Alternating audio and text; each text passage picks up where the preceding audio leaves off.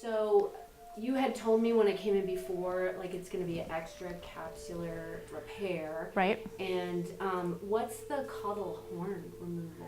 That's part of the meniscus. Oh, okay. So the idea is that there's two big kind of cartilage discs that are on the tibia, so on the shin bone, and that cushions the femur bone when it presses down, kind of like that. Okay. And that big cushion is the meniscus, and hers was torn. So when they go in to clean out the joint, they're going to repair or to remove the damaged tissue. And that damaged meniscus then is usually the caudal, or which means rear in medical terms. So it's the rear half of that was removed. The funny thing about bones is the only nerves in a bone are on the very outer surface of the bone. The inside doesn't have any nerves.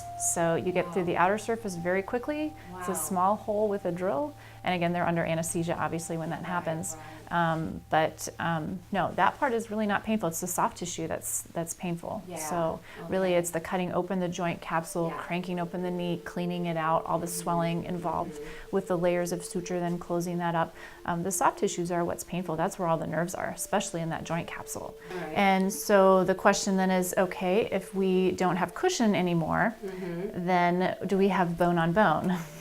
Well, you have cartilage on bone. Okay. So what's going to happen over time is the body is smart about this. It's going to fill in with scar tissue, but that takes some time. So Like how much time? Like usually about 6 months to a year. Okay. Yeah, to be fully healed.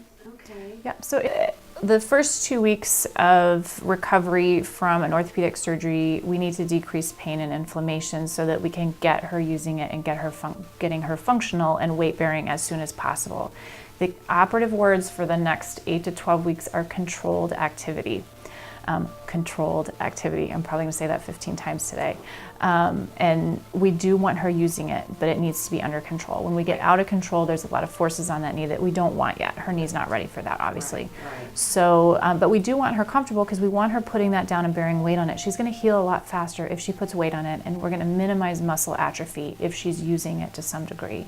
So we want the pain. There's been a lot of structures that have been cut open, and that's painful. So we do need to break that cycle of pain. And we can do it with medications, and we can do it with manual therapy that we're going to do today. We can also do that with the laser therapy, which we're also going to use today in a non-invasive way. But every dog is different as far as their pain threshold and what pain they can tolerate and still use the leg. So if we can get by with just one of those medications and still have her using the leg and being comfortable and sleeping at night and eating well, then that's fine. Every patient's different.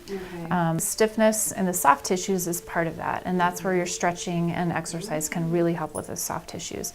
And you want to keep that joint strong, because if the joint gets weak, and it's not just the ACL that's holding that knee together, that was only a tiny part of it. And now she has a big suture in a figure of 8 around the knee that's holding that, the femur and the tibia together and keeping them from sliding.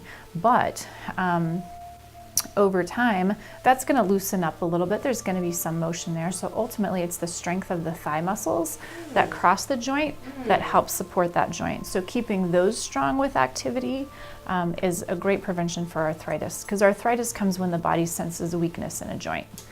So when it's weak and loose, the body tries to lay down bone, and then that joint gets inflamed, and the body tries to stabilize that with bone, but that's not very helpful bone. That's arthritic bone.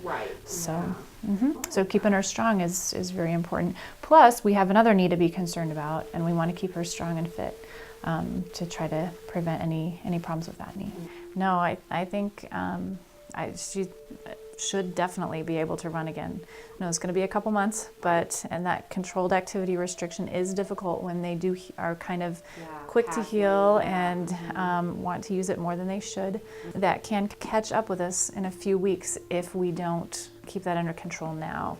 So that inflammation that we talked about, some inflammation is good, too much inflammation, not so good.